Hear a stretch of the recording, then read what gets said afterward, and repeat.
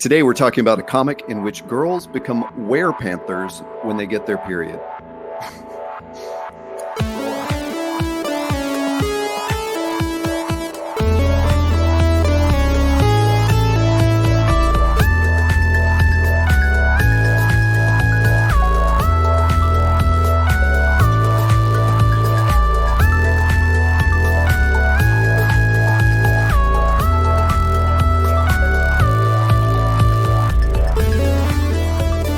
Welcome to Panelism, the show about comics and graphic novels worth having on your shelf. I'm Todd A. I'm a man-eater. Actually, I'm not. I'm Taylor Trask. Hi, Todd.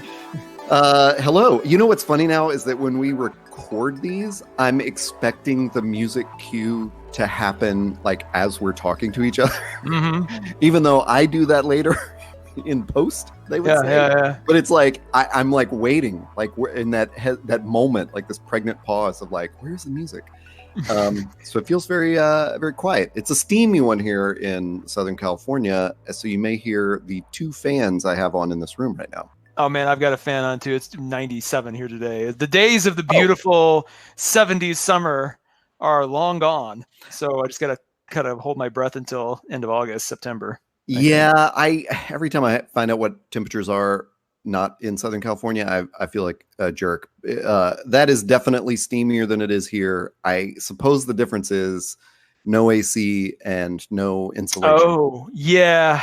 Yeah, I can imagine that being a little bit more uncomfortable.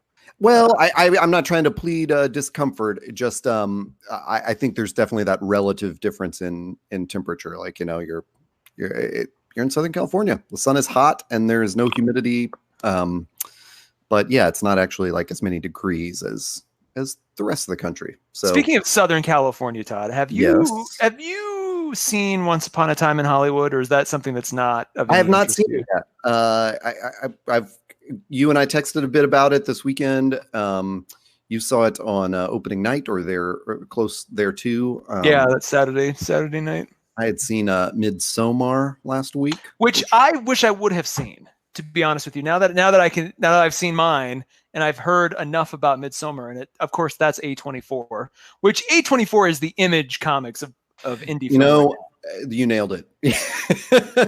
Yes, exactly. It is a brand you can just like go into any movie as long as you see that A24 logo. You can go in knowing nothing, and you will be satisfied. More than you normally would at a theater. So. Have you yet seen Under the Skin?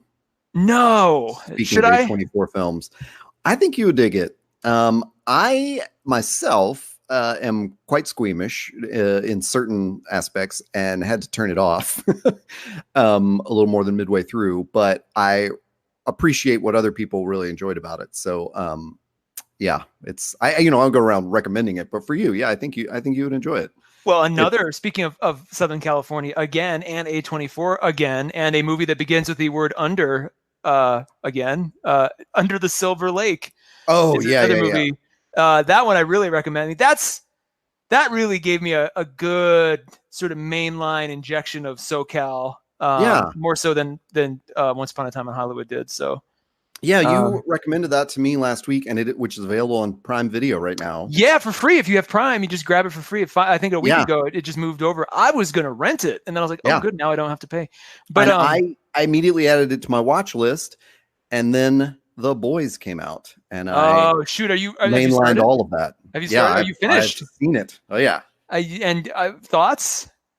We may need a separate episode on that as well. Oh, so I haven't read the comic. Was completely unfamiliar with this. The first volume, at least, I think is on Comixology right now, just on the Unlimited. But I may stay away from it. You know, I mean, I binged it, so I think that means like I was into it. You know. Did you see Umbrella Academy? Remind me. Not yet. Still not. I was going to ask if you liked that one better, because I saw all of Umbrella Academy and loved it, and I think this kind of. From the look of it, it kind of feels a little off center like that, and I don't know. I'm really into adaptations that look like that right now. Yeah, cool. Adding it to my list too as we speak. These are all good topics to lead into the comic book that I am bringing to us today, because we are talking about horror adjacent, movies, and and just general creepiness. And I'm going to talk about man-eaters today. See, my singing the Hall & Oates classic was not random, as some of No. you thought. And the little blurb you heard me say at the top of the show is that is how I was describing it to friends, and then it was almost verbatim what the writer Chelsea Cain said in the panel I saw at Comic-Con as her elevator pitch. You know, it was like, if you don't know this comic, it is about teenage girls who turn into werepanthers when they get their period. And I was telling you before we hit record, this is one of those books where there's just a tightrope of like, I don't want to give too many story details away, but I almost have to just talk about it as like a comic, as comic, like, like if that makes sense. Like, this is ars gratia artis kind of thing. Like, this is just comic for the sake of comic. I mean, and it's got a great story, and it's like grounded in our present moment, and it's so well done, art wise, writing wise. Like, we're going to talk on, I think just sort of standout aspects was how I put it, rather than going through the actual story, which is totally fine. Because there are days when we do book reviews where I'm like, ooh, I feel like I'm giving away too much, but at the same time, I want to give enough context so that readers can decide. Like when you go to the comic shop, it's got to be more than just the back of the book, more than just the cover. Like, give me a little bit more. So I think in this case, this is probably the right way to go. And I'll give a little. I haven't read any of it except for one issue. And I will say, if you're listening and you're by a computer, go to Image Comics and look at the covers of the single issues, and you'll get a sense of kind of how, I don't want to say avant-garde, but just how inventive and interesting this is as a series. Yeah. And we'll touch on some aspects of that too. But I'd say this is otherwise a spoiler-free review of this, and just like a huge heaping of praise on this book that I think is just amazing and everyone should read. One of the few comics where I think it's like, it's at the right time, like socially and culturally, and it's just so on point in its storytelling and it's like aesthetic and everything, that it's one that I would say, hey, I don't care what kind of comics you read, go read this. Like, it is that superior, is my feeling. Nice. So, wow. A little bit on the let's hit the details of it. I said at top, it was written by Chelsea Cain. This is a book that came out of the core creative team that was on Mockingbird for a volume and a half at Marvel. And as all throughout this episode, I'm going to refer back to that San Diego Comic-Con panel, because it was so unique in that they didn't have a moderator, and Chelsea basically told the story of Maneater's origin, and then sort of pitched it, to her co-creators to let them fill in all these details. And it was just, I just loved every part of it. I don't think I've ever seen a panel like that. Nor do I think I've ever read a book where man, there's not a weak link on this team, and it's so, it's so good. And you almost want to say, like, gosh, I wish they could have kept going on Mockingbird, but it's like, no, fuck Mockingbird. Like, this is so much better. Yeah. Creator-owned properties usually are. Totally. They were on Mockingbird. And as we covered in our episode on that, it drew, and this is how Chelsea put it too, it drew like an outsized amount of criticism from Marvel readers for some of its themes, which I thought were all done in great fun.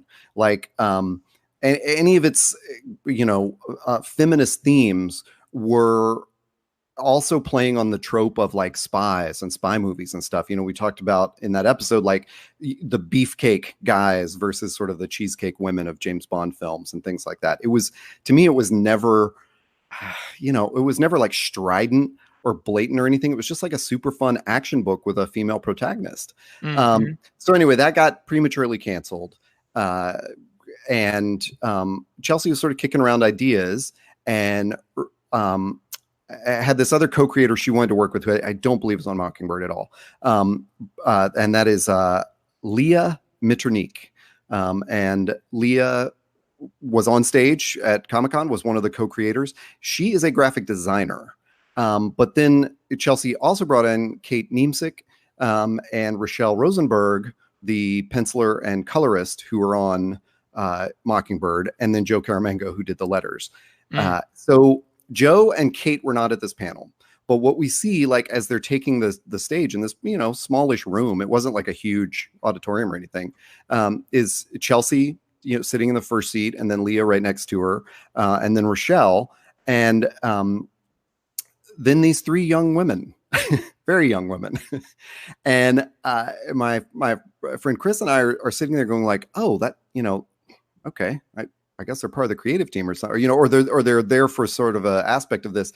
I, just because of the way I read books, don't linger on the front matter too much, or else I would have seen this, that there were 3 8th grade girls who contributed very much to the creation of this book. Now, was that obvious to you? So that wasn't at all obvious to you when you were reading the trade of the single issues? As I was reading it, what was obvious to me, and I think this just speaks so highly for like how well this was all put together, was I was thinking when there would be sort of like they're like sort of journal entries or poems by a girl who will be credited with like one name, and then it'll say like age 13, so theoretically like someone in the story. That's how you read it, is like this is just sort of some color for the story that they've put in, like a page of this. And I kept thinking like, this is amazing how this jumps into this voice of a 13-year-old girl. And then there are places where the art is distinctly different, but because and again, see, I didn't know Lia was a graphic designer. I went into this like pure, like, I'm just going to read it. I knew where the creative team had been before on Mockingbird, but other than that, I didn't dig into the sort of behind the scenes stuff.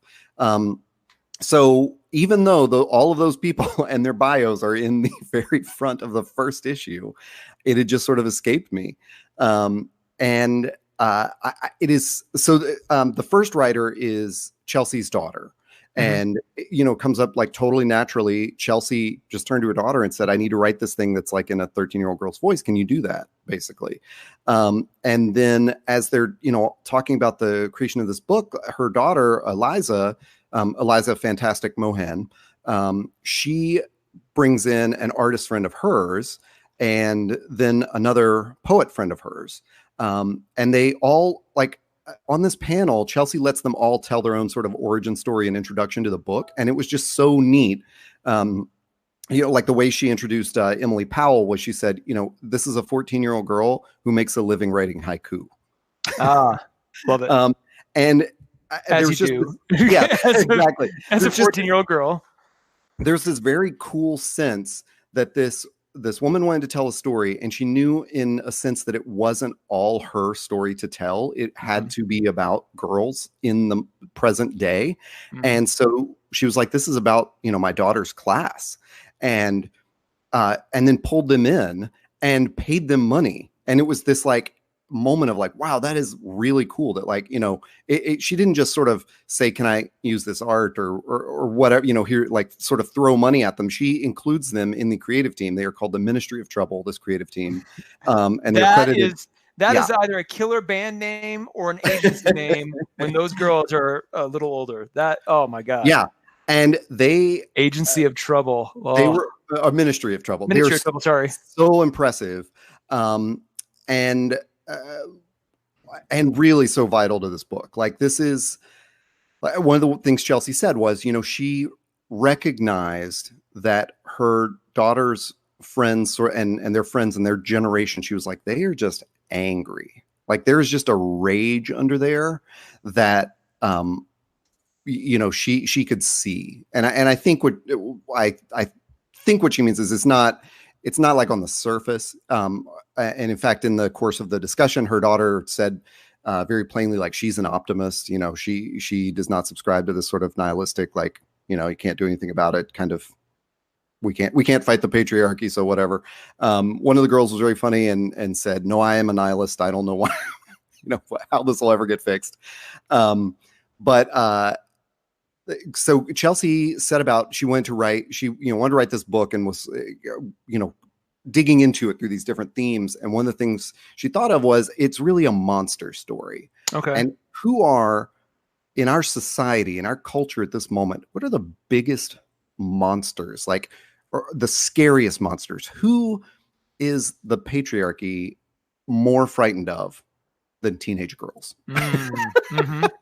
So then the story, the like literal story of the comic is that toxoplasmosis, the parasite that lives in cat poop, and only if they eat a mouse that has it. Yes, already. But Your it's in cats like aren't just born with it. but it's in like 98% of cats. Yes.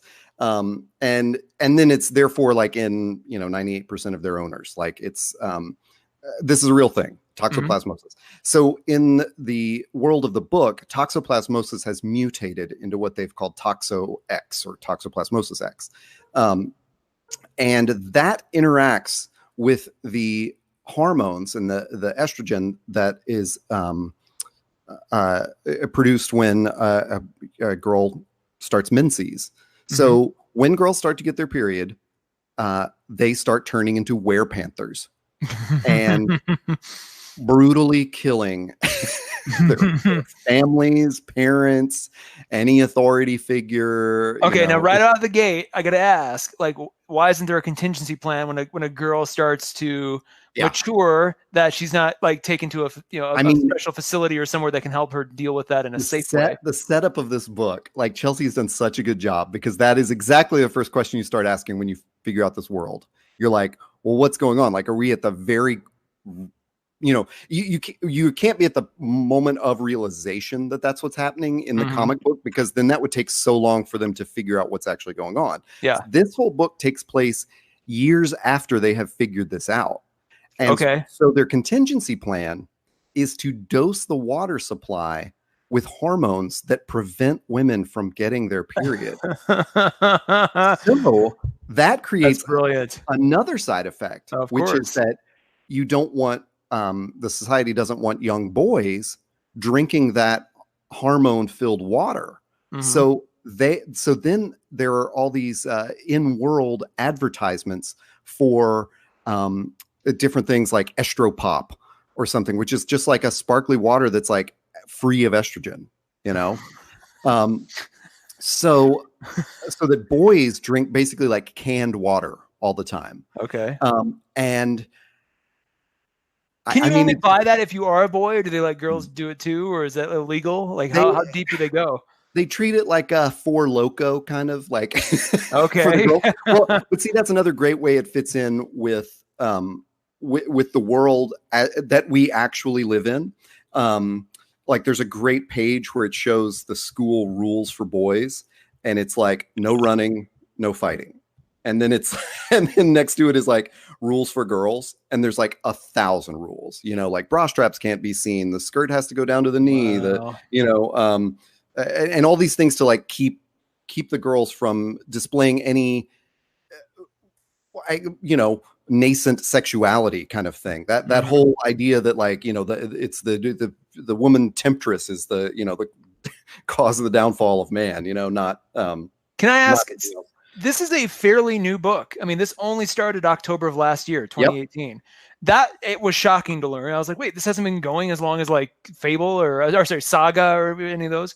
Yeah. And then that being said, is this clearly a book? I know you mentioned it was sort of, kind of one of the inspirations for it, but is it clearly a book shaped by the culture and time in which it was created? Oh, meaning, the Trump presidency and all that. I mean, is that a huge reason it exists in this? So, and the way they handle that, again, like I just will not stop praising this book. The way they handle that, I think, is so deft. There are times where like there's a TV playing in the background, and then even that TV maybe you're only seeing it from the back, but the speech bubble that's coming out of the TV is Trump's words about like when you're a star, they let you do it, Oh, got it.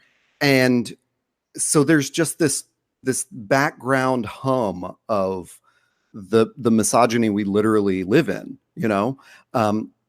and it's great. So this starts, and all these cat attacks have already happened, and they're living in a world that's mostly contained. So the lead character that we're introduced to in the very first page is imagining, in her first panels, imagining a superhero called Tampon Woman, which is just like a giant tampon with a cape on it that is a superhero. And her name is Maud. She's the central character. And her parents are divorced. Her father is just a police officer. Police officers are just police officers. They're not well funded. They're just city employees. But then there's a special, like a SWAT team that deals with cat attacks should they ever happen. Okay. And like SWAT, it is an acronym. I forget what it's for, but it's called SCAT. So there's the SCAT team, and her mother is part of that, but they are divorced. And so there's, obviously like they're going to work together and things like that. We don't really meet a lot of the mother. You see her in flashbacks, and you see Maud will just, better than a flashback, will just tell you the story of like, this is what was happening with my dad when this was going on. I just love that her name is Maud. What a great little call out to the B. Arthur TV series that was, very highly feminist and very empowering for the time. I have a feeling that some of these names are significant in that they I think they may be referring to real people who are in comics. Oh, okay. And I'm not sure who Maud is, but there's some other names that pop up where I'm like, I think I know who that is. It's not, but wait, it's not real names from like the girls' class, the actual real girls' classes. It may be. Okay. So anyway, Maud, she's dreaming of Tampon Woman when this opens, and her father, his first scene is he's going out for a bike ride, but he gets called away to a crime scene, which is a cat attack. So, why Maud would be dreaming of Tampon Woman or imagining her. And then, later at school, there's this great POV shot of Maud looking down at her underwear and seeing a blood stain in it. And, so you're sort of aware that like Maud got her period, what's going on. And what will play out over several issues is that Maud and her friends wondered what would happen if they stopped drinking the water. And so they have been drinking estropop. And the reason I said it's sort of treated like Four Loko is because it's not, and Four Loko is a stupid example, but it's like a gimmicky kind of drink. Like if a girl's drinking it, it's not illegal. It's just like, hey, that's for boys, And so like when they're caught by the principal, it's like the parents don't even take it seriously. They're like, big deal. It's like, whatever. She was drinking like a Red Bull or something. Yeah. But yeah, so this was very deliberate. And so the way that plays out, it's just, again, to use that word, it's just deftly done. It's like, I found myself really interested in all of this backstory as well as the forward story of like, where is this going? Like what's Maud's intention from this? Does she want to turn into a werepanther? Does she just, is there like a political bent to this, or is it just kind of like teenagers experimenting? And it's all of the above. It's like, which is perfectly teenage, like that's just what it is. It's like, you don't necessarily have like, real hardened ideals or maybe you have ideals, but you don't have a hardened like route that you're going to take. You're just kind of experimenting with everything.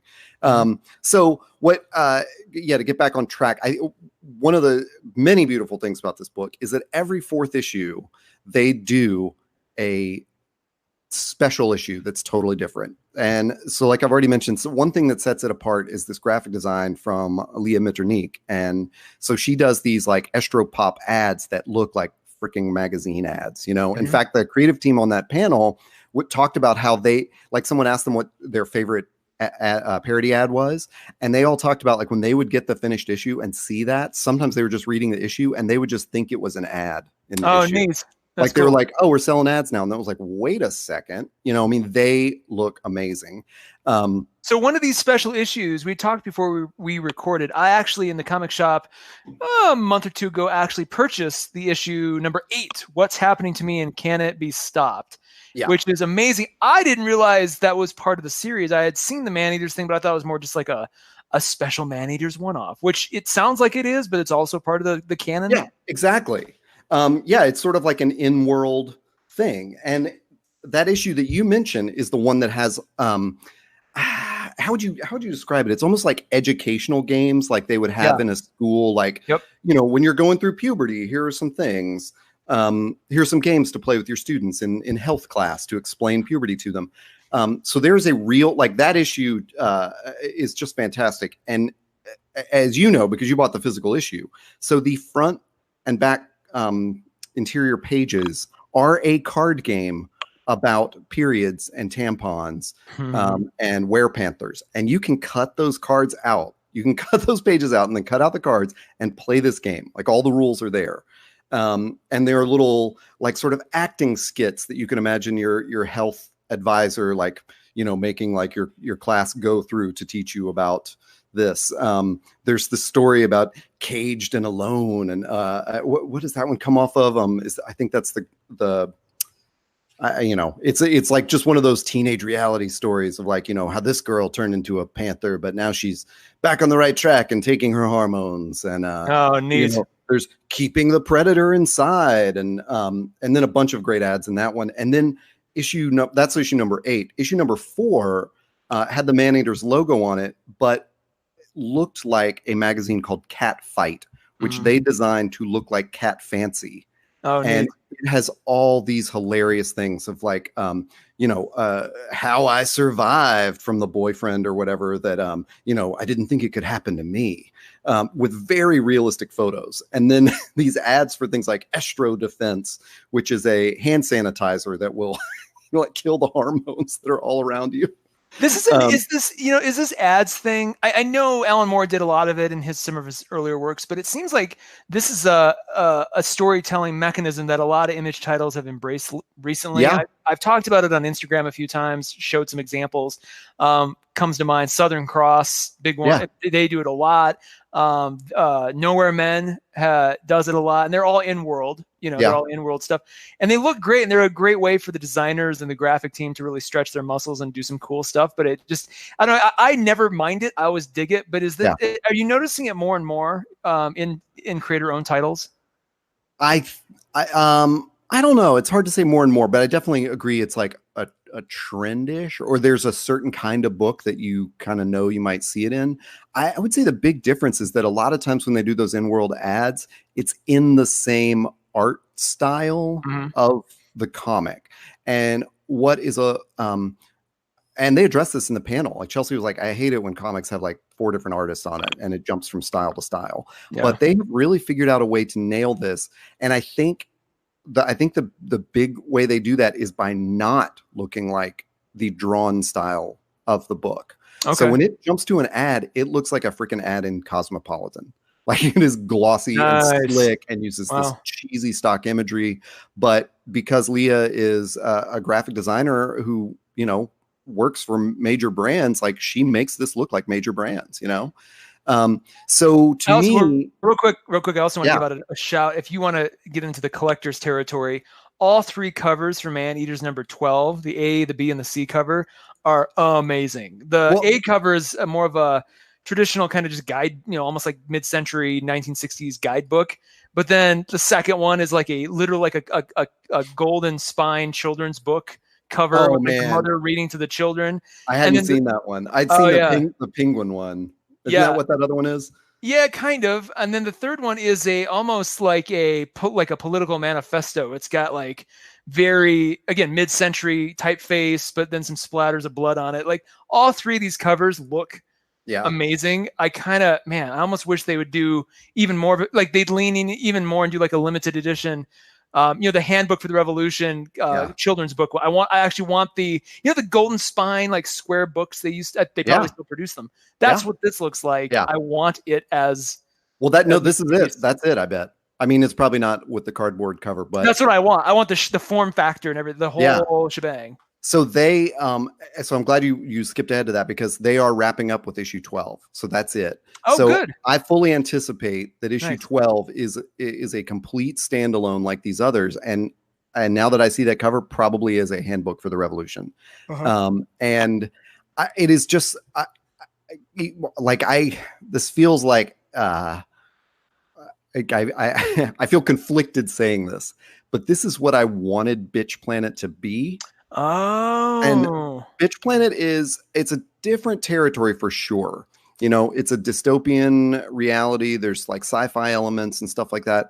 But for our listeners, Bitch Planet was talked about on episode 53. Oh man, I'm glad you had that handy. Bitch Planet was just having seen this, this is like what's that story of like, you know, the Beatles put out Sergeant Pepper and then the Beach Boys put out Pet Sounds. That sounds, and you know, McCartney's like, shit. Yeah, yeah. And then they put out Rubber Soul, and then Brian Wilson's like, Jesus Christ, like I can't keep up. Yeah. This is like, that's how I feel like what's going on between, you know, Bitch Planet and Oh, you think there's an intentional, inspirational? No. I just don't want to denigrate Bitch Planet because I think it's great too. But this has so much more that I wanted from Bitch Planet. Like it just has that, because it is really stuck in a real present day world, with like the politics that we are currently experiencing. It is, you know, I'm just connected to it immediately. Mm-hmm. And also, like, Mockingbird is not strident in those opinions or anything. It's just very factual, I think, is like, no, this is the world, you know? And what makes it better is like Maude has very understanding parents, and you know, her dad brushes off her drinking estropop, whatever, you know, like she's a kid, she's gonna do that kind of thing. He doesn't care, and you know, you start to wonder, like, are her parents sort of in on the plan or something like that for her to, you know, stop drinking water? Sound like it. It sounds like they're just like anything in life. Once it becomes systematized to a certain degree, people just mentally check out about it. They're like, oh, yeah, that's like, we never think about, well, how is the fire department, you know, fixing their engines? Are they all like, is everything ready to, like, we just assume they've got it. And I would assume, like, in much like this in the world, it's like, well, we did the water supply thing, so this could kind of just fix itself. And so, yeah, I mean, sure, they can drink that, but they're still drinking the water too. So it should all even out. And it just is fun. Yeah, I think that's exactly how they feel about it. They're and it's also sort of, and I think that's just one of the lovely things about this whole world that they've created, is that you see that as, of course, the parents are going to think, well, look, she's got to be drinking water at home. You know, it's not like she can't drink just estropop. Like that's pretty expensive. Like, I can, you know, why worry about it? That's like thinking, like, what is my kid only drinking Mountain Dew? Like, that's almost even impossible, you know? Like when I was 13, I didn't have enough allowance to just like only survive on Mountain Dew or whatever. And yet there was always that one kid who did. Yeah. You know, that one kid in your class who, every class, you're like, dude, is that the same one? No, it's a new one. It's like, it's just like Mountain Dew. It was all that's what all that sustained them. They didn't eat anything. They just drank Mountain Dew all day. There's that is a thing for sure. So I think that's, sorry, there was one more point I wanted to touch on, which is, I think one of the other things that is great about telling the stories, it's not all the kind of grim Handmaid's Tale, Bitch Planet sort of life, because the whole way that this team has set this up, with it being girls turning into cats, is they're literally able to put a cute image on one page and then just like a bloody scene on the next, you know. and there were a couple of great moments in the panel where, like, Chelsea and Rochelle, the colorist, where they talked about how they'd go back and forth, and Chelsea's like, Rochelle, I don't know how to tell you this, but like, can you make it like grosser, like put more blood in it? Like, this is not a blood color, that's just red, you know. Going back to Tarantino, it's almost like that was the I mean, was that was it for shock? Is it for aesthetics? Is it, well, like they pointed out in the panel, and then I'll circle up on that and take questions from the audience. The thing was, like, what they were saying was teenage girls see more blood than like men see in their whole life.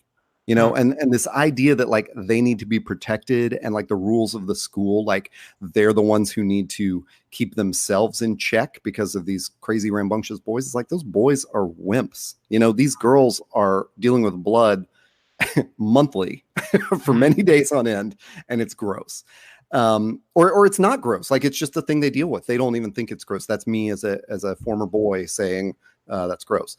And what was this is what I wanted to, you know, like circle up on, is what was so powerful about that panel was when the girls there talked about how this comic helped them, but also like the reality they still live in. Like, Eliza talked about how, you know, she's still like, she was like, I live in, you know, I think she lives in Portland, but they were all basically like, we live in Portland and our parents are like huge liberals, and we're still affected by these societal stigmas, like getting up from class to go to the bathroom because they have to put a pad on, and, you know, feeling like then they have to hide the pad when they walk out of class. Like Mm-hmm. nobody can know why you're going to the bathroom now, you know? Yeah, everybody poops, but not everybody has a period. So we can't call attention to that because that'll freak out the boys, you know? And they talked about sort of these like little rebellions that they now participate in, you know, just sticking pads everywhere. At their signing afterwards, they signed pads with a red Sharpie. And then neat. I love that. Gave those out to anybody that wanted them. And there's in one of the magazines, there's this really great Time magazine cover that's like, are girls turning into killer cats? And so that was the name of their panel at Comic-Con, and they printed out that fake Time magazine cover, and at their autograph booth stuck that to the wall with pads. So it was like, you can't get away from like menstrual pads and tampons and blood in this comic. So I don't think it's a Tarantino like gratuitous gore porn kind of thing. It's just to continually reiterate that this is what teenage girls deal with and women deal with, like, you know, their whole life. I love that. And it's also fitting. I mean, we just saw the U.S. women's soccer team just crush everything and have this kind of a tangential moment where it's like, you know, a lot of men who would otherwise not care, like, well, they're just too showy. It's like, what are they doing? It's interesting that you're reviewing this book kind of in this climate. I think it's kind of one of those right place, right time things, both for this episode, but also for them to just create this book.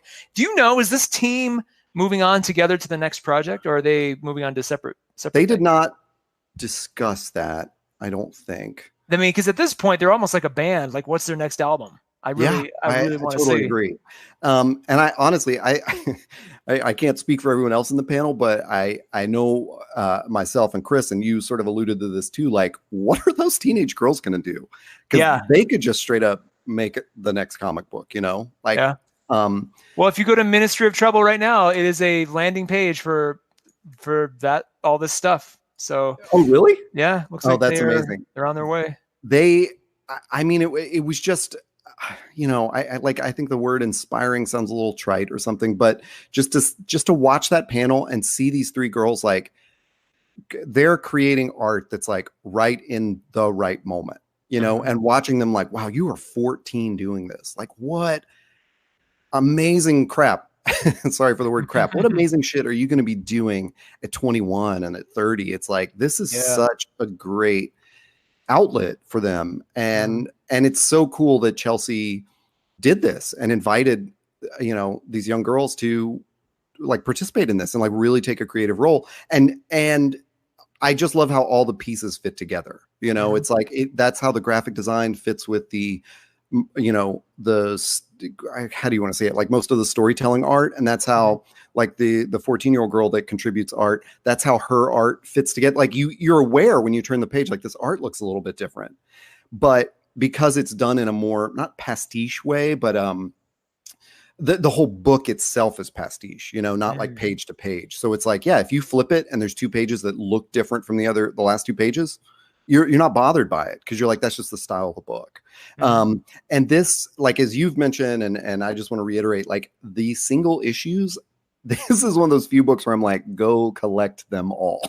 Nice. Every cover is amazing. And those special issues are so cool that they just, you know, they're just like little magazines. And like exactly you were saying with the Handbook for the Revolution, I am sure that issue 12 will be one of those books where it's like, that's just a book that's going to live on my shelf, you know? Yeah. And now that you've pointed out the variant covers, I'm going to have to make sure that my comic shop knows to pull every variant for me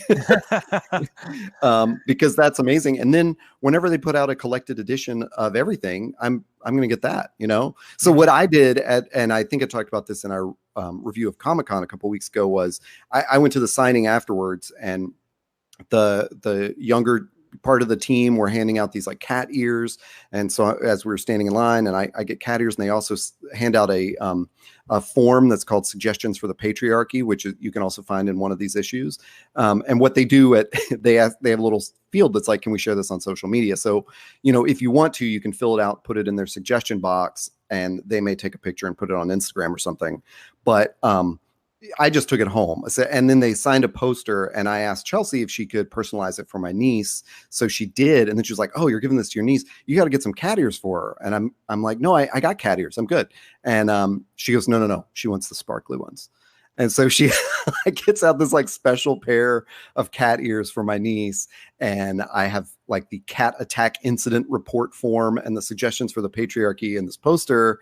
And I'm going to gift this entire series of single issues to my niece when she's old enough to read them. And it's like, that's cool. You know, man, I don't know what I don't know about adolescent girls. Yeah. But this to me, it just is so many thousands of miles away from, you know, my experience at that age.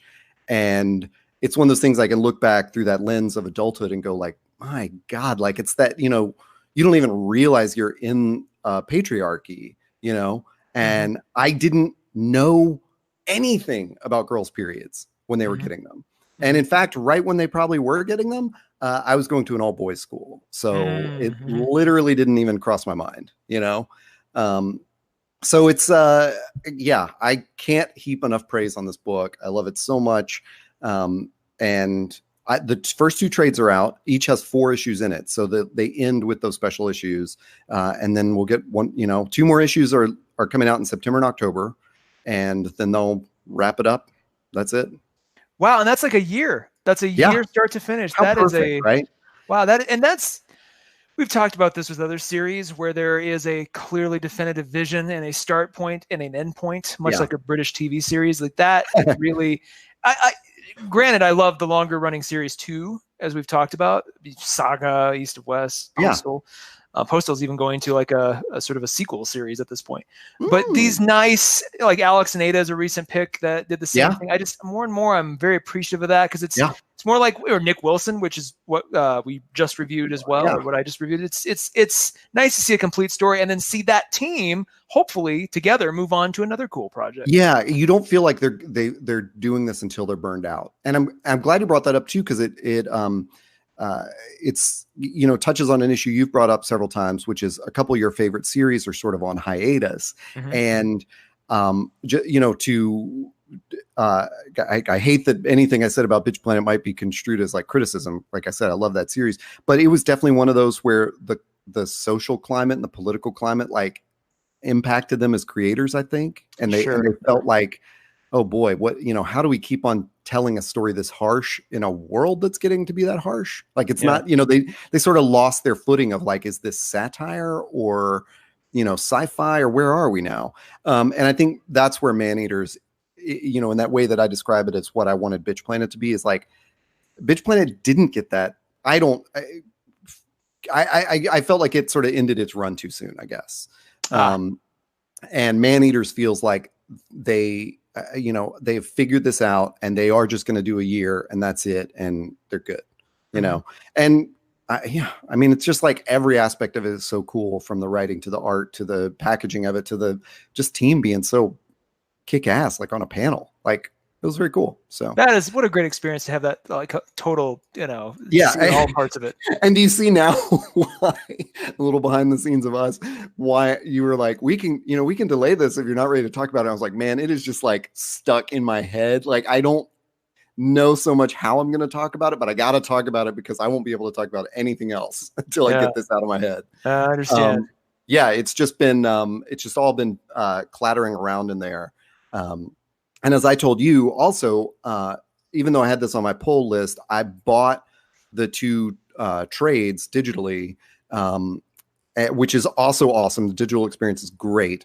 But I didn't get to go into I hadn't gone in the comic shop since before Comic-Con. So this weekend I picked up issues 9 and 10. And so tonight, like when we're done recording, I'm going to go read. I'm so excited that I have 2 more issues to read. Like I didn't even realize they would be there, you know? What a nice little treat. Well, and that's kind of the mark of a true endorsement on the show, is when we buy things both digitally and physically, just for the full, you know, the full completest experience. I mentioned previously that Grant Morrison's Multiversity I now own in 3 different formats. Right. So it is kind of, I always like it when one of us goes that deep into a piece. Oh yeah. Exactly. Like that's the highest endorsement we can give it, I think. And you know, it's, God, the art is just, you were talking about that one issue you have and just seeing it as like part of the collection. Yeah. Even if that's how you want to get into this, like yeah, just pick up an issue. Like they're just so great. Yeah, just very, very cool comic. And you'd asked me about like favorite panels, and this was, I don't know what what other panel I've ever seen that was like that. So nice. Yeah, amazing. Very cool. Well, if you like this episode and you want to check out more book picks from us, you can go back into the back catalog. We've got a bunch of them. We're still making more. So if there's a book you want us to review or think we should review, please let us know either in the comment section on Instagram, send us a personal message. However you can reach us, we're on Twitter too. That's panelism.inc. Panelism.ink on all those services. Panelism.inc is also our website URL. You can go there, get past shows, subscribe, and all that good stuff. And then in general, if you're listening to this and you aren't subscribed, find us on Apple Podcasts, find us on Stitcher, find us on Pocket Cast, Google Play, all those places. And Luminary. Yeah, Luminary. Find us on all those places and let us know what you think. Tell your friends. That helps the show spread. And I think until next time, we'll see you later. Yes, I will talk to you soon. Until then, we will spread like toxoplasmosis, seeping into your brains and causing your motorcycle accidents. Be careful out there, kids.